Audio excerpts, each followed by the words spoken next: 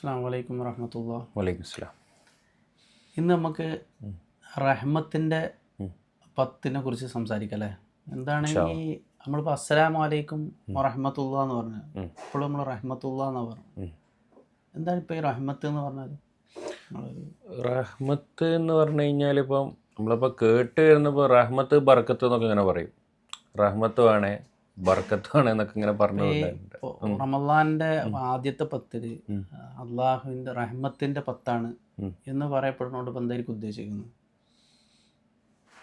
അള്ളാഹുവിൻ്റെ ഒരു കരുണയെ കിട്ടുക എന്നാണ്. റഹ്മത്ത് എന്നുള്ള പദത്തിന്റെ ട്രാൻസ്ലേഷനാണ് കരുണ എന്നല്ലേ. അതിപ്പോൾ റഹ്മത്ത് അറബിയിൽ അറിയുന്ന ഒരാൾക്ക്, പക്ഷെ എന്താണ് ഇപ്പോൾ ഇത് വിഷയം മനസ്സിലാവുന്നത്. കാരണം ഈ റഹ്മത്ത് വളരെ സങ്കീർണമായ ഒരു പദമായിരിക്കും ചിലപ്പോൾ. കാരണം എനിക്ക് ചിലപ്പോൾ തോന്നും, കാരണം പല ആളുകൾക്കും റഹ്മത്ത് പല രൂപത്തിലാണ് ഈ റഹ്മത്തിൻ്റെ കാര്യങ്ങൾ വരിക. ഇത് റഹ്മത്തിനെ കുറിച്ച് വളരെ വിശാലമായൊരു കാഴ്ചപ്പാട് ആളുകളുടെ ഇടയിലില്ല. അപ്പോൾ അത് നമുക്ക് ചർച്ച ചെയ്താലൊന്ന്. കാരണം എനിക്ക് തോന്നുന്ന എന്തൊരു കാര്യം എന്താണെന്ന് വെച്ചാൽ, ഖുർആൻ അൽ കഹ്ഫ് സൂറത്തിലാണ് വജദ അബ്ദൻ മിൻ ഇബാദിന ആതൈനാഹു റഹ്മത്തൻ മിൻ ഇൻദിന വഅല്ലംനാഹു മിൻ ലദുന്നാ ഇൽമാ എന്ന് പറഞ്ഞു. അപ്പോൾ മൂസാ നബി അലൈഹി സ്വലാമും യൂഷ നബിയും കൂടെ ഇങ്ങനെ പോയിട്ട്, അപ്പോൾ അവർ അള്ളാഹുവിൻ്റെ ഒരു പ്രത്യേകമായ അടിമയെ കാണാൻ വേണ്ടി പറഞ്ഞയക്കണം. അപ്പോൾ അവർ രണ്ടാളും പോയ സമയത്ത് ആ അടിമയെ കാണാൻ വേണ്ടി പോയ സമയത്ത് ആ അടിമയെക്കുറിച്ച് അള്ളാഹു പരിചയപ്പെടുത്തിയപ്പോൾ വജദ അബ്ദൻ മിൻ ഇബാദിന ആതൈനാഹു റഹ്മത്തൻ മിൻ ഇൻദിന, അള്ളാഹു അദ്ദേഹത്തിൻ്റെ അടുത്ത് അള്ളാഹുവിൻ്റെ പ്രത്യേകമായ റഹ്മത്ത് നൽകിയിട്ടുണ്ട്. പ്രത്യേകമായ റഹ്മത്തും പ്രത്യേകമായ ഇൽമും നൽകിയിട്ടുണ്ട്. ഇത് ഒരുപാട് സ്ഥലത്ത് ഖുർആനിൽ നമുക്ക് കാണാൻ സാധിക്കും. അപ്പം എന്നാൽ ഈ റഹ്മത്ത് നൽകിയ ആളെടുത്ത് നിന്ന്, ആദ്യം പറഞ്ഞത് റഹ്മത്താണ്, ആ റഹ്മത്ത് നൽകിയ ആളെടുത്ത് നിന്ന് അവർ മൂസാ നബി അലൈഹി സ്വലാമും അദ്ദേഹവും കൂടി യാത്ര തുടർന്നു. മജ്മൽ ബഹ്റൈൻ എന്നുള്ള സ്ഥലത്തേക്ക് എത്തിയപ്പോൾ അവിടുന്ന് പിന്നെ അവർ രണ്ടുപേരും യാത്ര തുടരുക. അപ്പോൾ ആദ്യം തന്നെ ഈ റഹ്മത്തിൻ്റെ ആള് ചെയ്യുന്നത് എന്താണ്? പാവങ്ങളായ കുറച്ച് കപ്പൽ തൊഴിലാളികളെ കപ്പൽ കുത്തി പൊളിക്കുന്നു.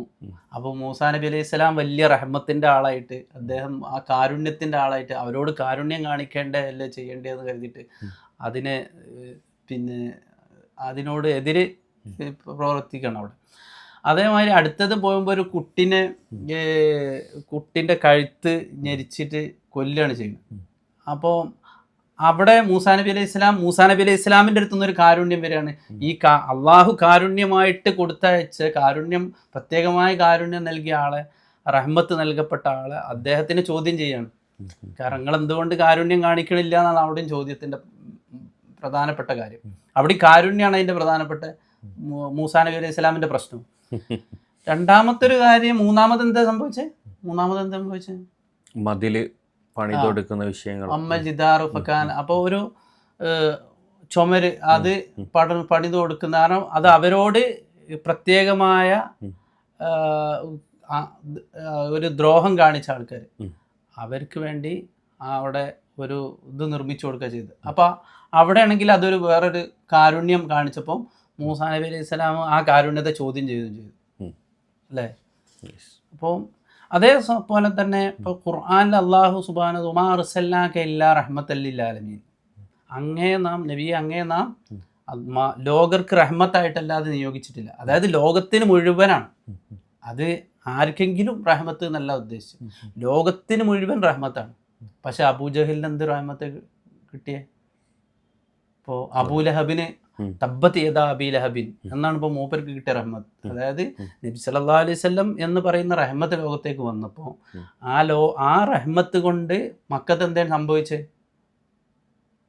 അപ്പോൾ ഈ റഹ്മത്ത് എന്നതിനെ വളരെ വിശാലമായ അർത്ഥത്തിലുള്ള, ഇപ്പോൾ ചില ആളുകൾക്ക് അള്ളാഹു രോഗം കൊണ്ടായിരിക്കും അള്ളാഹുവിൻ്റെ റഹ്മത്ത്, കാരണം അവരുടെ ദോഷങ്ങൾ പുറത്തു കൊടുക്കുക എന്നുള്ളതായിരിക്കും അതിലൂടെ അള്ളാഹു ഉദ്ദേശിച്ചിട്ടുണ്ടാവും. അതല്ലെങ്കിൽ അവരെ അള്ളാഹു ഉന്നതമായ ദറജകളിലേക്ക്, പദവികളിലേക്ക് ഉയർത്തണം എന്നായിരിക്കും ഉദ്ദേശിച്ചിട്ടുണ്ടാവും.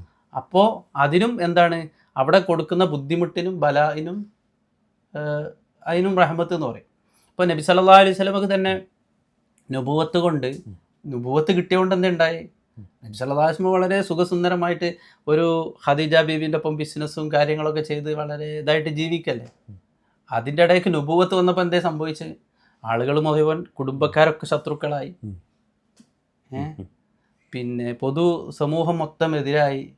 അതിൻ്റെ തുടർന്നുണ്ടായ എന്നാൽ അപ്പം ഈ റഹ്മത്ത് എന്നുള്ളത് വളരെ വളരെ വിശാലമായിട്ട് കാണേണ്ട ഒരു കാര്യമാണ്. ഇപ്പം നമ്മൾ ചോദിക്കും അള്ളാഹു ഗസൽ ഇപ്പോൾ ഒരുപാട് ആൾക്കാരെ ബോംബിട്ടിട്ട്, അല്ലെങ്കിൽ ഫലസ്തീനിൽ 10-70 കൊല്ലത്തോളമായി അവർ അള്ളാഹു എന്നുള്ള ഒരു അള്ളാഹുവിൻ്റെ ഒരു ഭവനത്തിൻ്റെ രക്ഷയ്ക്കും വേണ്ടി, അല്ലെങ്കിൽ അവരുടെ നാടിൻ്റെ രക്ഷയ്ക്കും വേണ്ടി, ഈ രണ്ട് കാര്യങ്ങളും ഉദ്ദേശിക്കുന്നവരുണ്ട്. അപ്പം ആ കാര്യത്തിന് വേണ്ടി അതിനുവേണ്ടി ലോകം മുഴുവൻ മുസ്ലിമീങ്ങൾ എന്ത് ചെയ്തുകൊണ്ടിരിക്കുന്നു? മക്കത്തും മദീനത്തൊക്കെ അവർക്കും വേണ്ടി പ്രാർത്ഥിച്ചുകൊണ്ടിരിക്കുന്നു.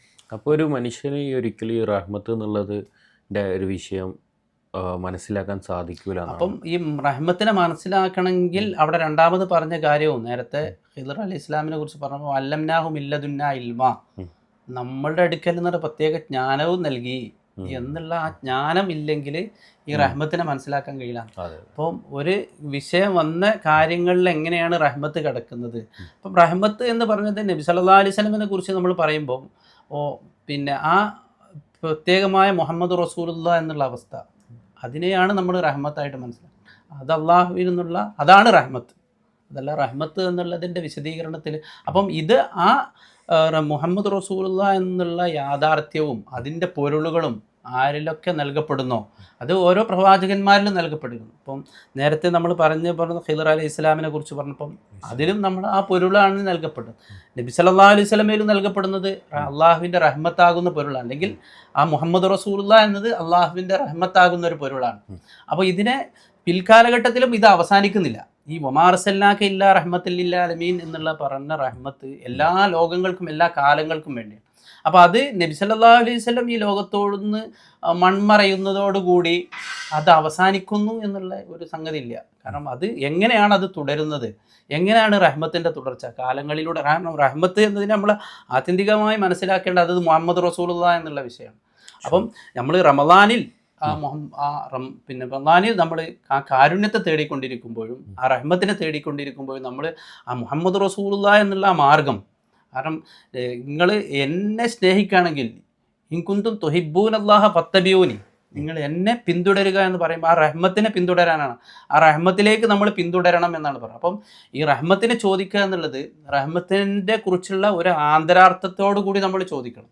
കാരണം ആ ആന്തരാർത്ഥം എന്താ? പരിശുദ്ധമാക്കപ്പെട്ട ആ മുഹമ്മദ് റസൂലുള്ളാഹി എന്നുള്ള മാർഗങ്ങൾ, മുഹമ്മദ് റസൂലുള്ളാഹിയുടെ മാർഗങ്ങൾ ലോകത്ത് എങ്ങനെയാണോ നടന്നു പോരുന്നത്. കാരണം അത് എങ്ങനെ നടന്നു പോരുന്നത്? കാരണം ആ മുഹമ്മദ് റസൂലുള്ളാഹി എന്നുള്ള അവസ്ഥയിൽ ഒരാൾ സൂറത്തുൽ ഫത്ഹിൽ അള്ളാഹു പറഞ്ഞതുപോലെ ഇന്നമാ യുബായൂനക യുബായൂനല്ലാഹ്, അതായത് അങ്ങയുമായി ആ മുഹമ്മദ് റസൂലുള്ളാഹിയുമായി ബയ്യത്ത് ചെയ്യുന്നവർ അള്ളാഹുവുമായിട്ടാണ് ബയ്യത്ത് ചെയ്യുന്നത്. അങ്ങനെയാണ് അള്ളാഹുവിലേക്ക് ഒരാൾക്ക് ചേരാൻ കഴിയുള്ളൂ.